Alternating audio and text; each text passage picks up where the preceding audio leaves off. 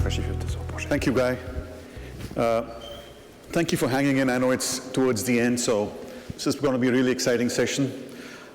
We talked about there's a delicate balance. On one side, we talk about sovereignty. You can build sovereign clouds, but if you don't have innovation, you build a walled garden, right? Not many capabilities. So this session is all about how do we bring innovation to sovereign clouds. So with me, I'll let you introduce yourself. Thanks for having us today. I'm Dan Mulem. I'm the co-founder and VP AI orchestration at XXII, a French AI company providing a platform to help any type of company, public or private, to use computer vision. And Laurent Blin, so yeah, leading the product marketing team in OVHCloud globally. Good. I have to ask you a question. What does 22 mean? Why the name 22? Have you seen this? It's on my neck. He had a tattoo. 22 is about synchronicity, because with William Eldin, the co-founder with me, it was a number that we have a lot of times during our school, after all companies we had, so we wanted to keep that DNA with us. Okay, very good. So I know OVH and 22 are partnering. Right. Dan, question for you. What business problem were you trying to solve when you started working with OVH? We're trying to provide a great environment for our customers. It has to be secure. It's like secure by design for that. Because it's AI, so we are using specific data and sensitive data sometimes. We have to provide a great environment to developers and also customers to be sure that all the pipeline is controlled. Now, I know you've shared a slide. Maybe you can describe this a little bit more detail for the audience here. It's about a lot of things that we do at XXII. We help recycling environment to detect fire. We help logistic environments. We use also temperature system to filter. This one's for helicopter. So we try to avoid them to have accidents because no one can see the cables. And we work with government, cities, logistics. This one also was smoke, working with firefighters. And the last one, we are working also with drive-through restaurants to have a real understanding of their customer journey. So these are services that you are developing and delivering to public sector companies and utilities in France. Yes, in France. And so you're leveraging OVH's cloud. So can you help us understand why you chose OVH? Obvious question is, why not somebody else, but why OVH? Maybe because they are French first. I know, I'm sorry. But when you are working with French government, for example, or French entities, when you're talking about sovereign cloud, it makes sense to be in your own country for that. So it makes a real sense for that. And you do have the Patriot Act working with OVH, for example. So when you are working with data, it's important to find the great partners. Okay. So, question for you, Laurent. Clearly, right, from your perspective, you have a strategy of ecosystem, right? I know you've talked about that. Can you share with the audience in terms of your approach, because this is building AI applications. How are you approaching your sovereign cloud with all the application services that you have? Completely. The first thing, I would go back to the freedom that we are providing, because in fact, XXII is not only using OVHCloud. It's starting, as a lot of you, from the on-prem situation, with a customer who is managing, in fact, the data inside their building, inside the airport, inside a city, etc. And from that, we are leveraging, in fact, new use case with AI in the middle.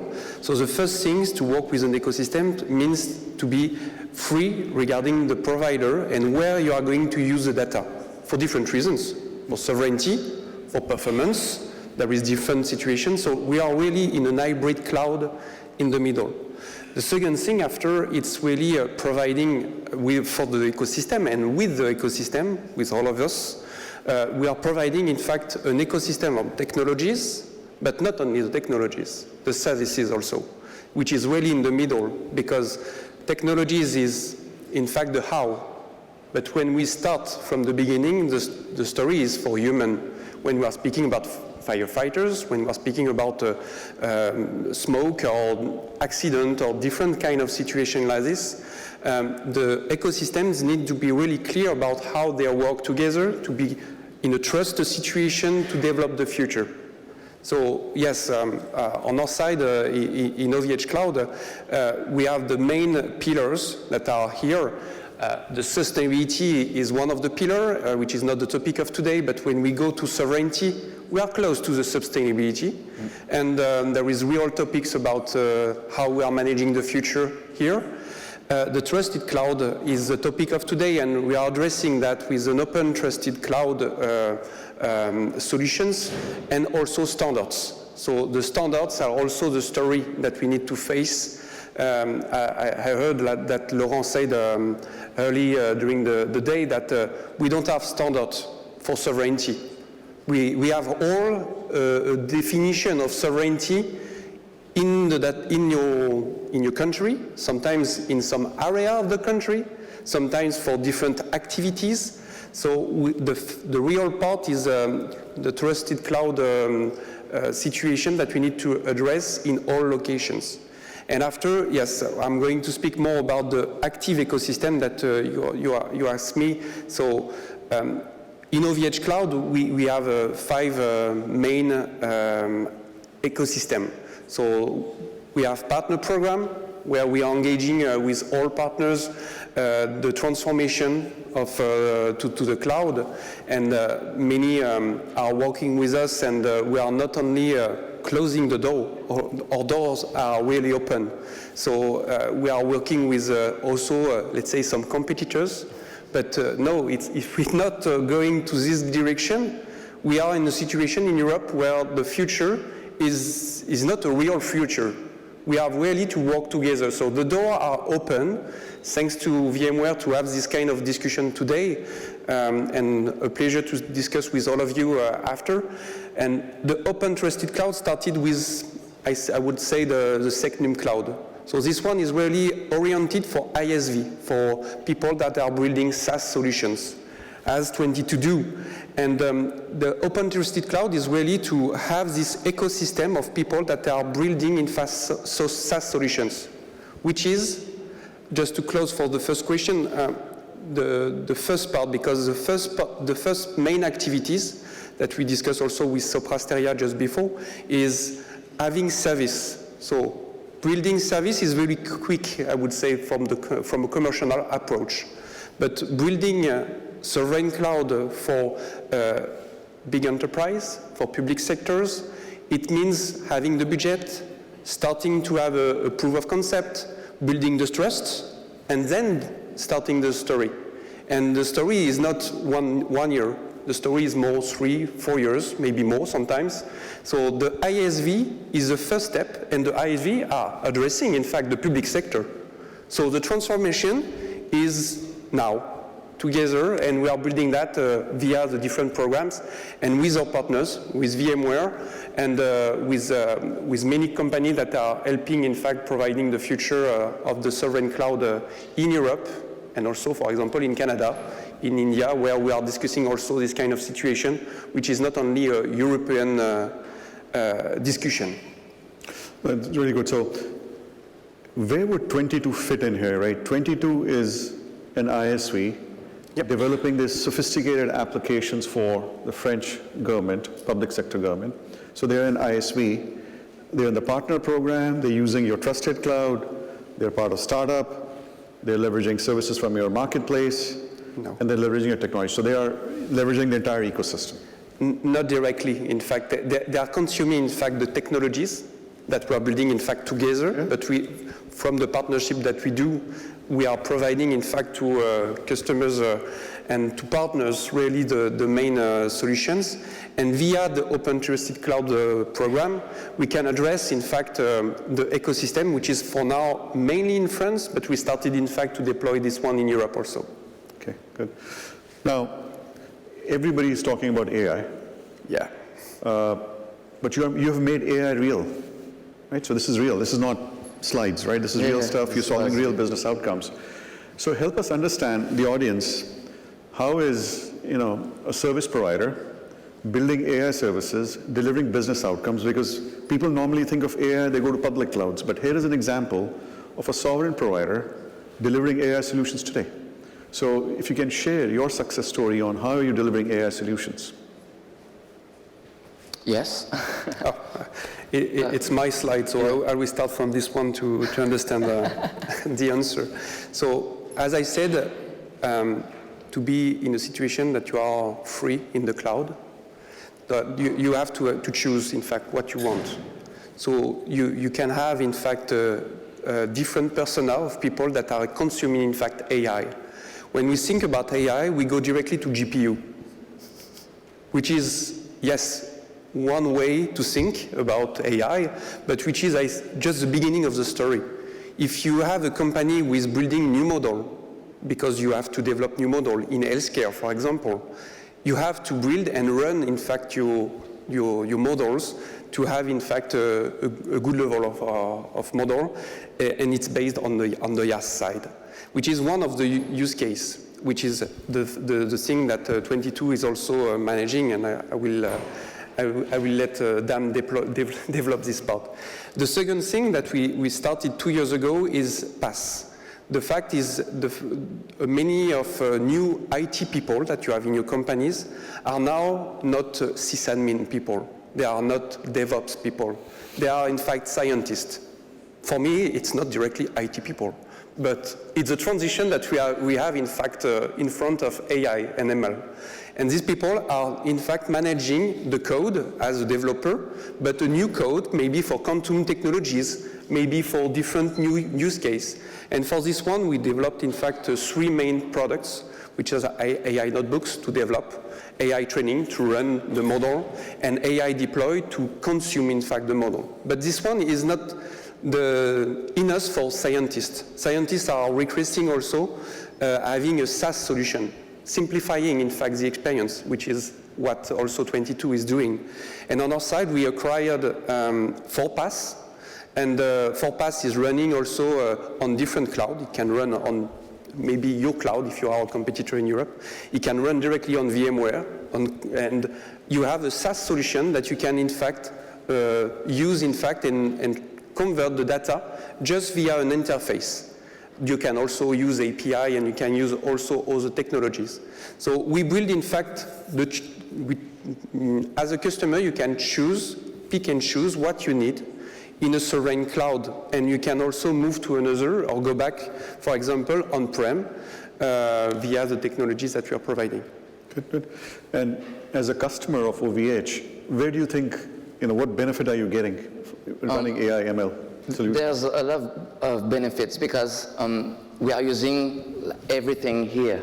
Because sometimes we need to be on cloud with a lot of GPU to train big models, but sometimes for clients we need to be on bare metal, and sometimes it's just to make data from point A to point B to be sure that there's nothing happen for the data. It's not about always AI training. It's about to be sure that the entire pipeline is controlled to make great things and to be sure that we can provide a great service and great solution. Yeah, I think this question that Guy also asked, right, especially with AI, these models are being developed.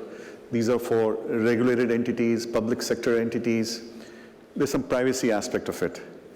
Can you talk about, your view on that as the models evolve and the aspect of why AI and sovereign, right, go together?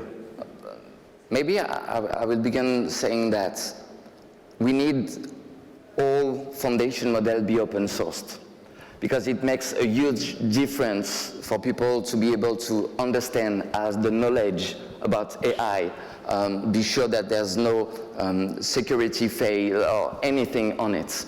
And then we can provide just fine-tuned model for specific case.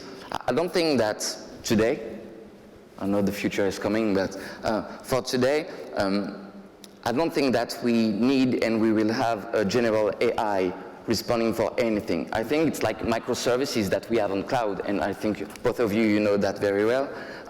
I think it's better to have like a component saying, okay, I need to detect that, so the training is faster, it takes way less time, and it's better this way to achieve and improve and have an impact with this, because if you want to have like the big structure of AI, I think we can have this talk in 10 years, maybe for some company, big company, to have implement changes. And as you said, there's a lot of scientists. It's not like about only developers today. So the change is really big. Okay, good.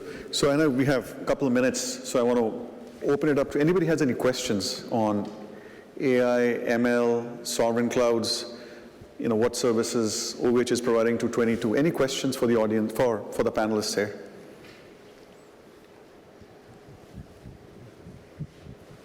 It's clear, everything was clear, super clear. There's a question. Clark? You will have the microphone.